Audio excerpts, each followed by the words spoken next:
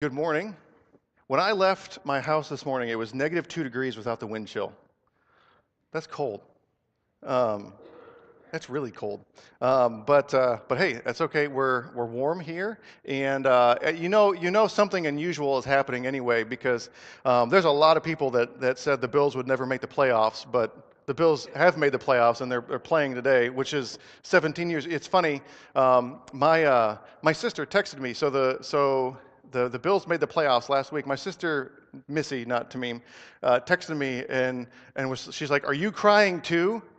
And I'm like, no, no, I'm not crying, but I don't. But there are a lot of Bills fans that, so something is weird with the world. It's negative degrees. I don't think hell froze over, but I think we probably came pretty close. And people said maybe that would happen when the Bills make the playoffs. But so a few things that I just want to make sure you know before we really get into it this morning. First, we are back into our series in Galatians. We took a break from it for the month of December just to talk about Christ's birth and the holiday season. I hope that was encouraging and helpful throughout Christmas and that month. But we're back now into our series in Galatians. If you missed the beginning of the series, that's okay. You shouldn't have too much trouble picking up with us where we are this morning. And so that's the first thing. The second thing is you've noticed maybe the tables set out this morning, and today is Communion Sunday, and so we're going to observe that together, celebrate that together towards the end of the message. And so I just want to make sure that you are aware of that and prepared for that as we move towards that. So we want to get back into our series then in Galatians, but it's been a while, so let me give you just a little bit of a refresher of where we've come. This is your crash course into basically Galatians chapters 1 through 3. So the churches of Galatia, which is a region in Turkey, they have become confused. They've heard Paul's message of rescue from sin. The rescue is based on faith in Jesus, and they've confessed their shortcomings, their offenses to God, and they've placed their faith in Jesus for their salvation from sin's consequences, specifically and significantly death. And so they've placed their faith in Jesus' power over death and his ability to save them from God's wrath. That faith and that belief has opened them up to this new, in some ways, this heightened sense of guilt and awareness of right and wrong now. And to address that guilt, instead of continuing in faith and trusting God to work with them through those struggles, and their relationship with Jesus to lead them to the correct conclusions. The Galatian people that this letter is being written to, they're turning to behavior modification, we called it. Behavior modification and additional religious practices so that they would stop feeling that guilt and they would stop doing those things that they now realize are offensive to God and not what he would expect for them. And so in their case, in the Galatian case, they decided that God seemed to really like the Jews in past history. And so maybe they thought if they start focusing on the Old Testament law, the old rules that God had set out for the Jews that define their relationship, if we focus on those rules, that maybe that will earn God's approval and that it will earn God's favor. It'll fix their guilt. It will get them on the right track. And Paul has been very blunt with them. Paul is the guy that wrote the words that we're going to read this morning, wrote this letter to these churches of Galatia. Paul has been very blunt with them about this. He said, that's foolish. That's a foolish thought to do that because you cannot modify or change your behavior enough to please God. You can't add enough extra deeds to earn forgiveness for offending God. It just won't work. You can't do it because his standard is perfection, and you're not going to be able to modify your behavior to perfection. You're not going to be able to add enough to impress him so much that he just forgets that you're actually not perfect. That's not going to work. And so he gives his readers something to think about. And that's where we're going to pick up this morning. He basically, when we start, he starts with the words, think about it this way, or what I'm saying is this. And that's where we're going to pick up this morning in the story. They're thinking behavior modification. They're thinking if I change or add things, then it'll impress God, or it'll fix my awareness now that I don't meet God's standards. So maybe if I do this, right? And so he says, okay, maybe we're thinking about this wrong. Maybe we're thinking about God all wrong. And so what he says next in chapter 4, where we're going to be this morning, suggests that we need to think about God differently. So we're going to look in Galatians chapter 4, verses 1 to 7. And if you're going to use the Bibles that we have provided for you in the back when you came in, there was a stool with Bibles on them. That's going to be on page 649 if you're using those Bibles, page 649. Otherwise, we're going to be in Galatians chapter 4. Verses 1 to 7. And if I could summarize the main idea here as we go, is that he suggests we need to stop thinking about God. You and we all need to stop thinking about God so much in terms of my religion and much more in terms of my relationship. Stop thinking in terms of my religion and start thinking in terms of my relationship. He suggests that God offers us a relationship to replace our religion. This is the main idea. This is if I could summarize what Paul is getting at in what we're about to read, that's really what he's saying. That God offers every one of us a relationship to replace our religion. And I'll explain that and pull that apart for you this morning. And maybe we'll kind of come to an awareness of where we're at. And my prayer as we go through this is what it is every week, is that when you leave through those doors, that you would be different than when you came in. There would be something in your heart or in your mind, something somewhere that God would start to change. And we each have those things that I know God wants to work with us on. And so this is that idea that we need to stop thinking about God in terms of our religion and maybe think more in terms of our relationship. See, religion is a system. Religion is a system, but when it comes to God, we need to see it more as a relationship and not so much as a system. And that's what Paul's about to point out. So let's look at Galatians chapter 4, verses 1 to 7. Like I said, it's on page 649 if you're using the Bibles that we had sitting back there for you when you came in. So it says this. What I'm saying is that as long as an heir is underage, he's no different from a slave, even though he owns the whole estate.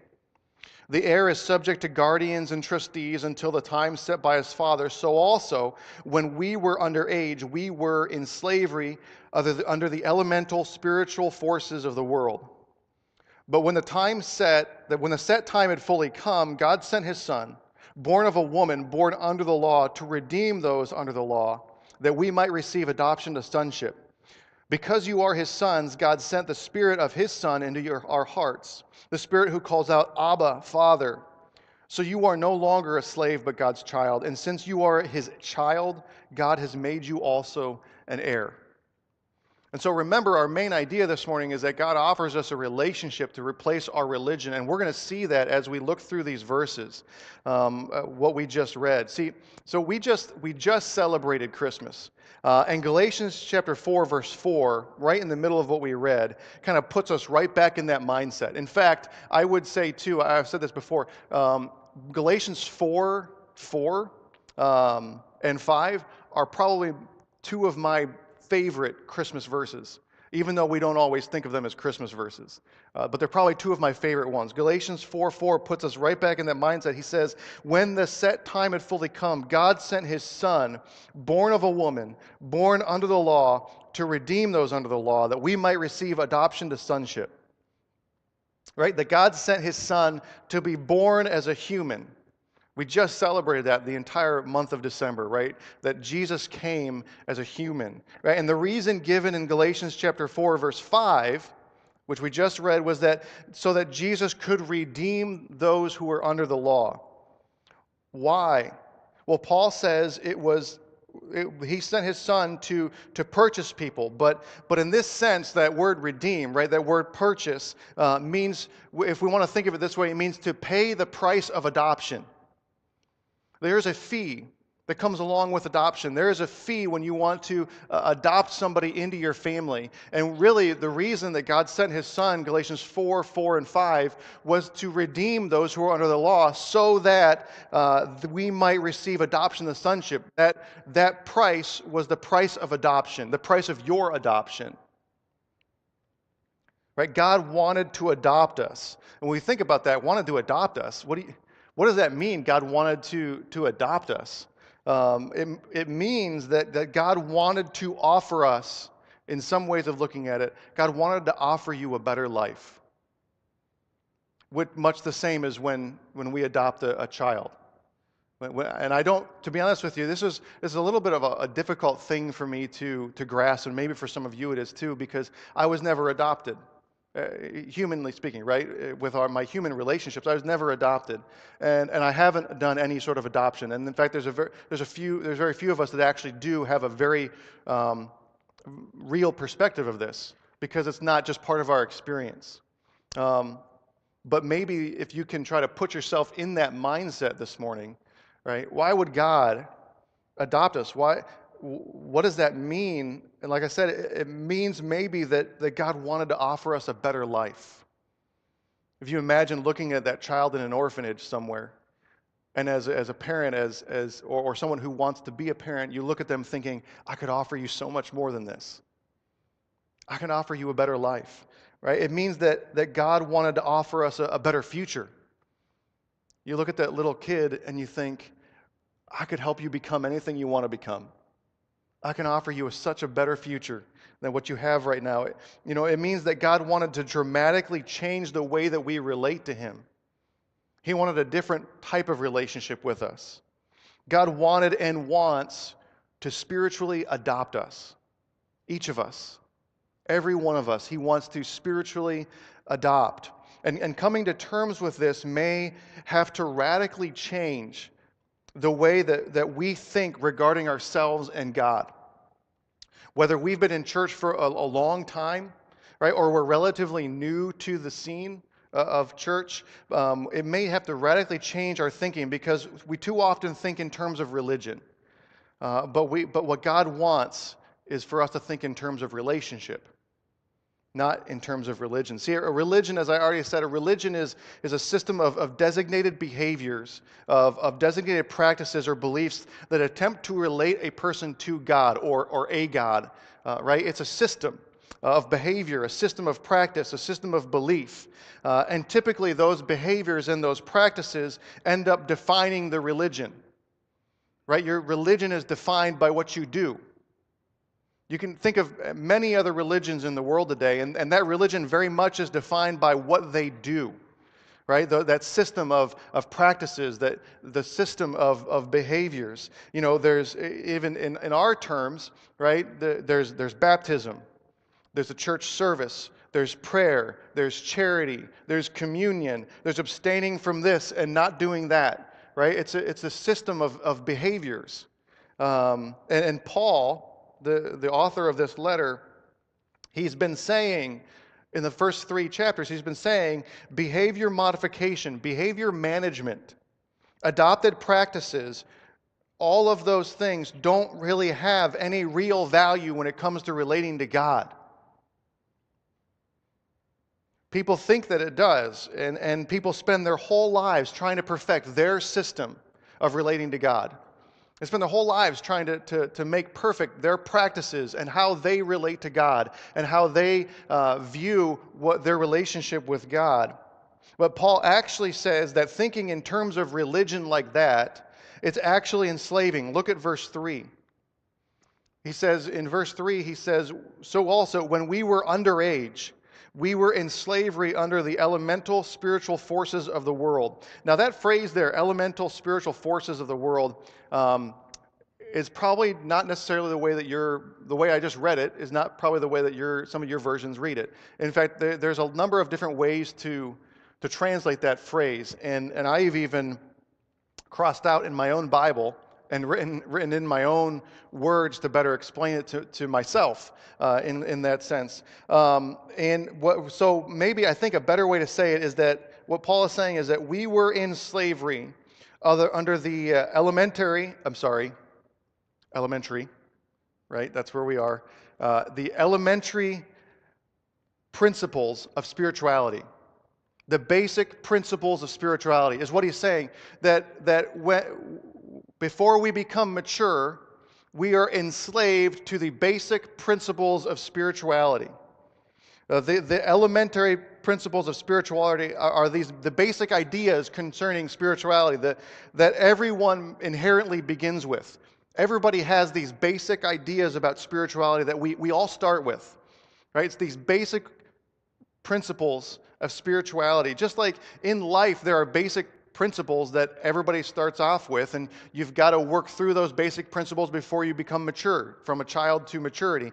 He's saying spiritually, when you're an immature child, everybody starts off with the basic principles of spirituality, and in a sense, it's enslaving to you.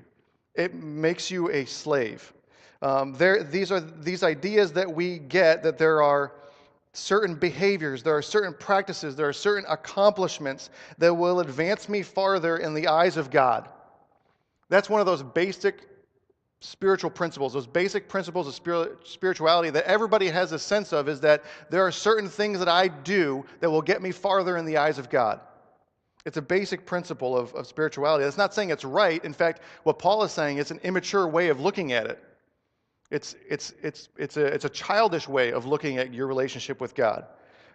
We actually see this very thing throughout history, right? In thousands of years ago, in Genesis chapter 11, verses 1 to 4, you may have heard this story before, but it says this. It says, "Now the whole world had one language and a common speech. As people moved eastward, they found a plain in the Shinar and settled there, and they said to each other, 'Come, let us make bricks and bake them thoroughly.' And so they used brick instead of stone and tar for mortar.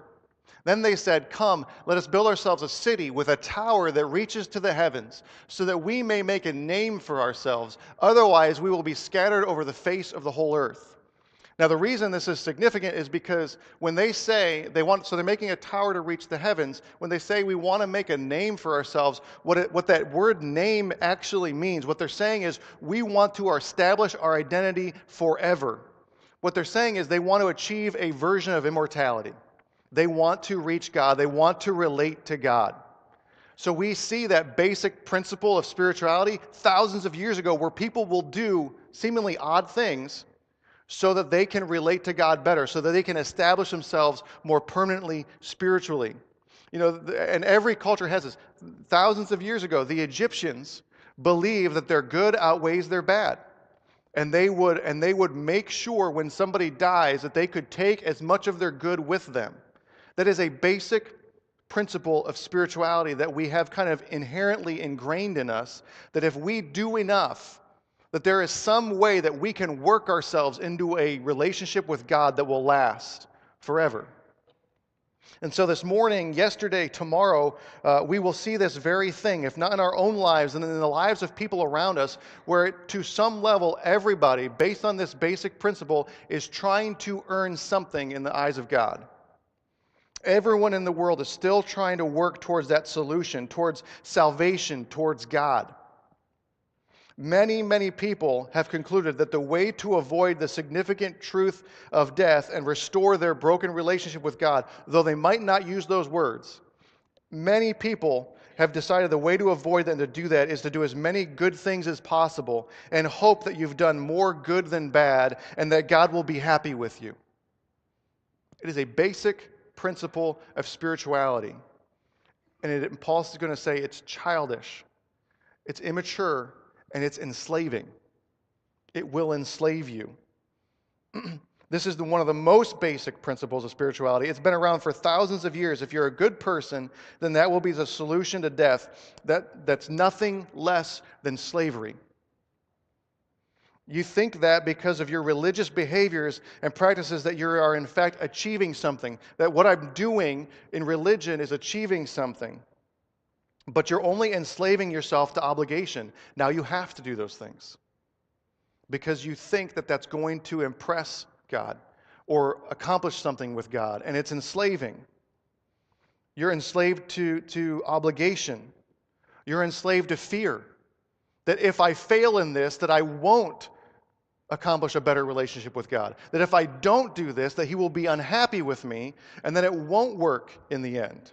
And you're enslaved to fear. I have to do those things. I have to go to church as often as possible. I have to make sure that I make some sort of donation at some point in the year. I have to make sure that I pray each day. I have to volunteer when volunteering is an option. I have to. And it's slavery, Paul said. You're enslaved to a basic principle of spirituality that says, I have to in order to accomplish a relationship with God.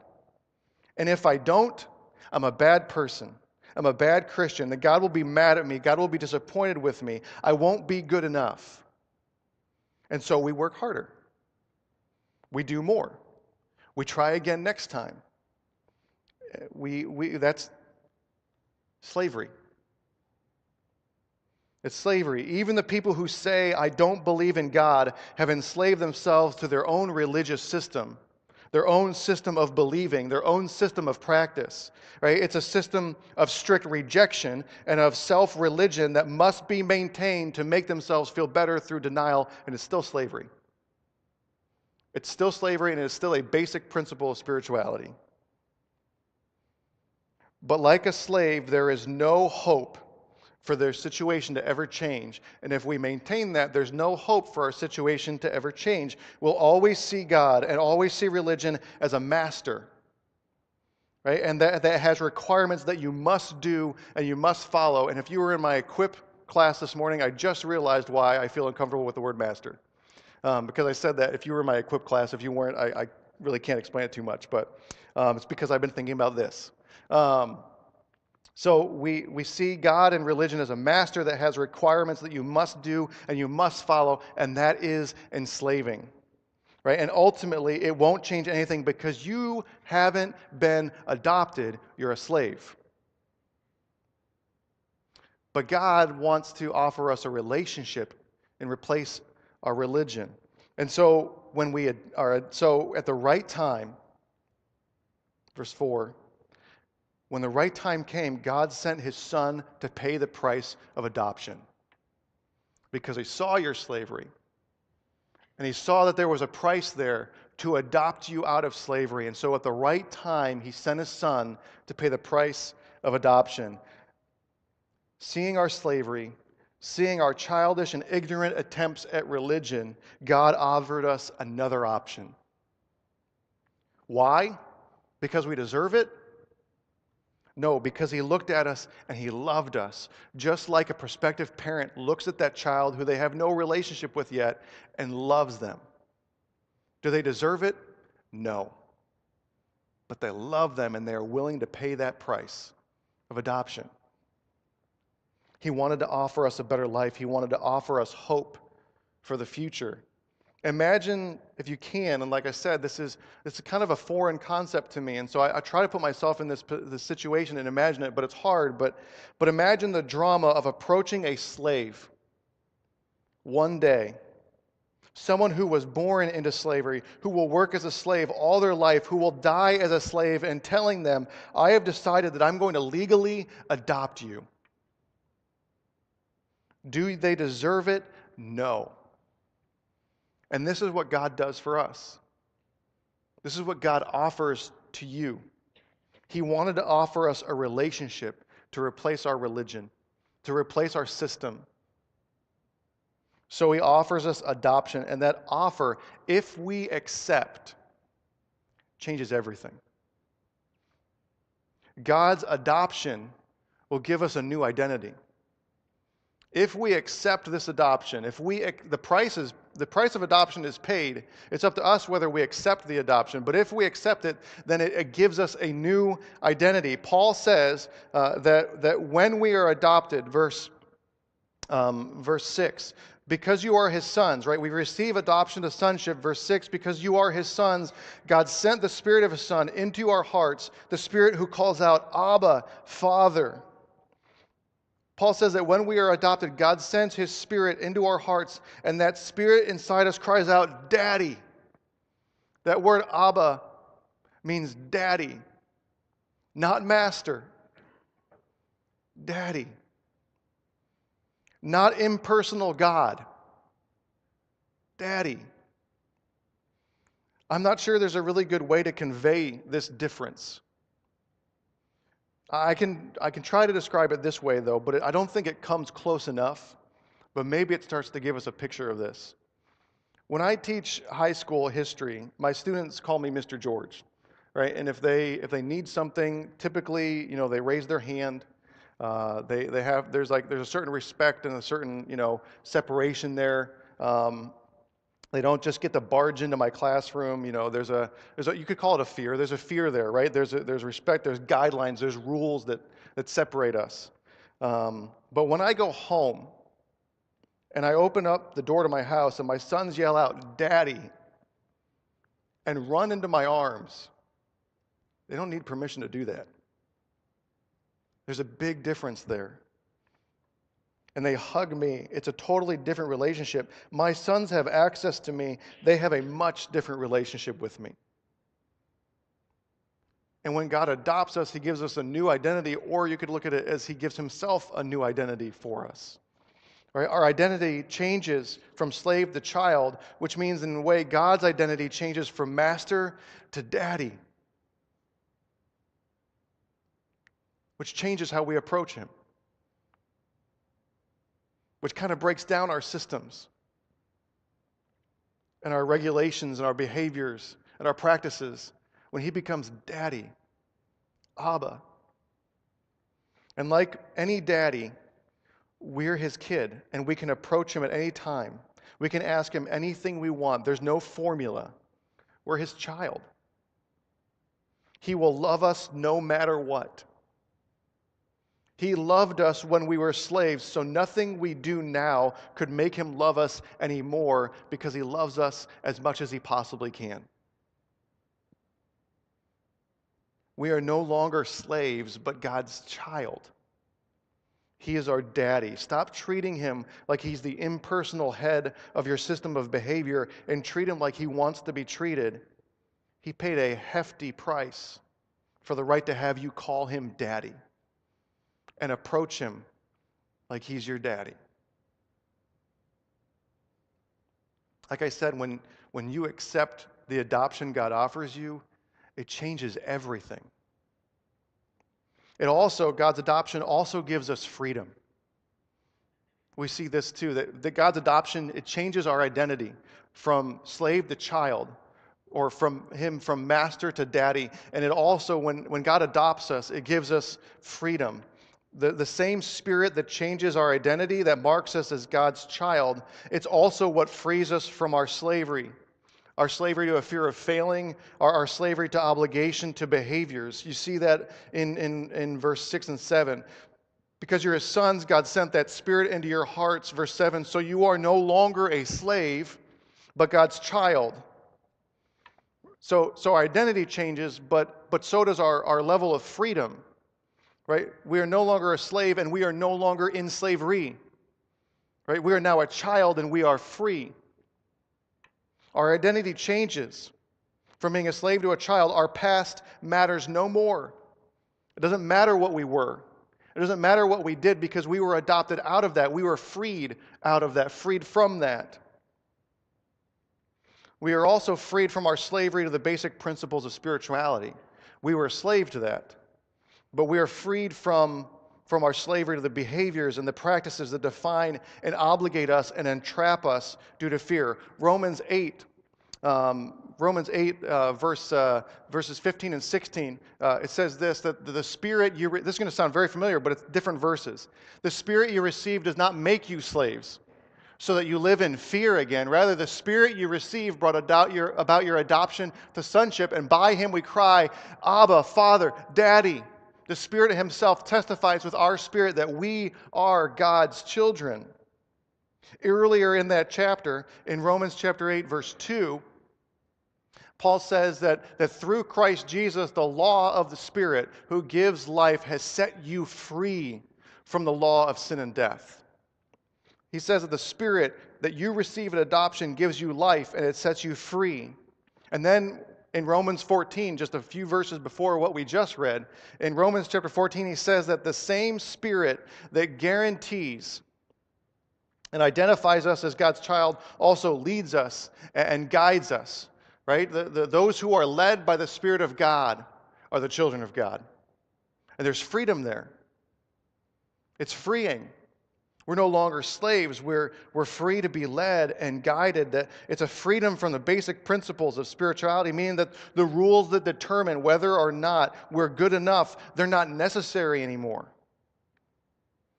Because the Spirit inside us is going to nudge us. And the Spirit inside us is going to help us and challenge us and act as our guide, so we know as a child of God this behavior is unacceptable, or this is what I should be doing. Because we have that guide now. So the rules don't matter. Those basic principles of spirituality, those behaviors and practices that defined our religion, they don't matter anymore because it's a relationship now. Because inside us we have a relationship with someone who is going to guide us and push us, and that is so freeing. Right? That Spirit awakens inside of us a love for our daddy so that we're not obligated to behavior anymore, but we just want our daddy to be happy. Right? We just want our daddy to be satisfied with us. We just want our daddy to be proud. And it's not obligation anymore. It's love. And that's freeing. It frees us from that slavery. It gives us the freedom to try. It gives us the freedom to fail. It gives us the freedom to risk, because love is a much greater motivator than obligation. And that love will come as a result of the Spirit given to us at our adoption. We are enslaved to this idea that rules and regulations and behaviors impress God. But Jesus himself said that if you want a rule to follow this one rule: love God. God's adoption releases us to freedom in our relationship with him.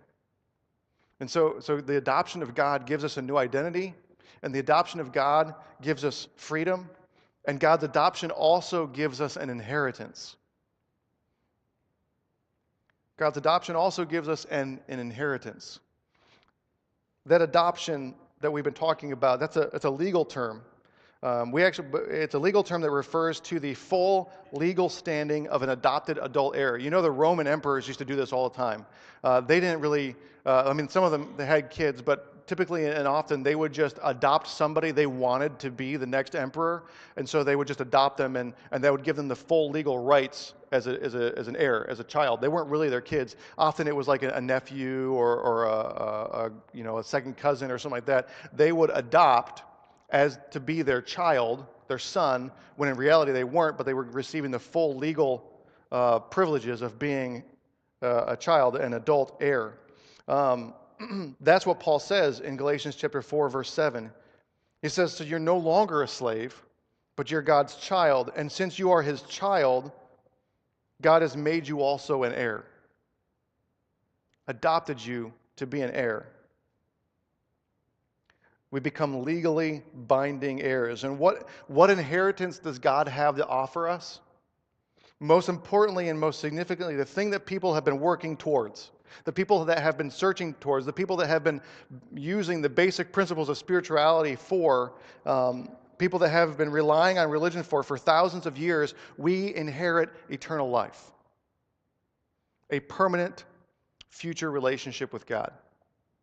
That is the big thing that we inherit. As his adopted children, we are promised and guaranteed that inheritance. All of that, unlike the adoption we're familiar with, all of that is dependent on our choice. Our choice. It's our choice whether or not we are adopted. You cannot earn that inheritance. This is a spiritual adoption, and so that means it's our choice whether we accept or not. The price of adoption is already paid. It is now your choice whether or not you accept that adoption. But when we accept God's offer of adoption based on his payment, the death of his son is the payment so that our slavery to fear and death could end. If we accept that, then everything changes. Everything changes. And it becomes very clear that all of our religious attempts are not capable of achieving or receiving that inheritance. Because that inheritance is based on adoption. It's not based on religion. That inheritance is based on relationship, not based on achievement. You can't earn your way into that will. It's only based on relationship. It's solely based on what relationship we have with God, whether we have accepted that offer of adoption or not. And that requires us to acknowledge that Jesus paid the price of adoption. He paid the payment for our sin condition, a condition which enslaves us in our attempts to fix our broken relationship with God, and a payment without which we would die. If we accept that and we trust in Jesus' ability to do that, then we are officially adopted as God's children, which makes us an heir of eternal life. And when the time comes, we stand in God's presence, either after death or in the end. God will look at us, and the only thing that will allow us to stay is whether or not we've accepted that adoption, whether or not he knows us as his child, his heir, not based on how much we have behaved or practiced, but based on whether or not we were adopted. That difference is worlds apart. And it's why we need to start thinking in terms of not my religion, but my relationship. Do I have a relationship with God? Am I an adopted child of God? Not, do I practice a religion that acknowledges God? When the set time had fully come, God sent his Son, born of a woman, born under the law, to redeem those under the law, that we might receive adoption to sonship. Verse 7, so you are no longer a slave, but God's child. And since you are his child, Daddy has made you an heir. Not that you deserved it, but because he loved you and wanted you to have that opportunity and that chance. So which one defines you? Do you practice religion? Or do you have a relationship with God? One makes you a slave with a master. One makes you a child with a loving daddy. One carries with it obligations and duty and fear of failure. And one offers freedom with the full assurance that if I do fail, Daddy will be there to pick me up. One that is secure to know that in the end, I will always have a relationship with Daddy.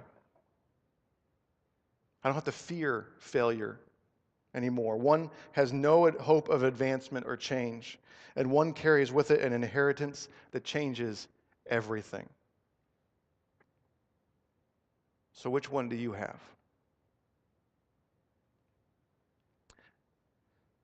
In a moment,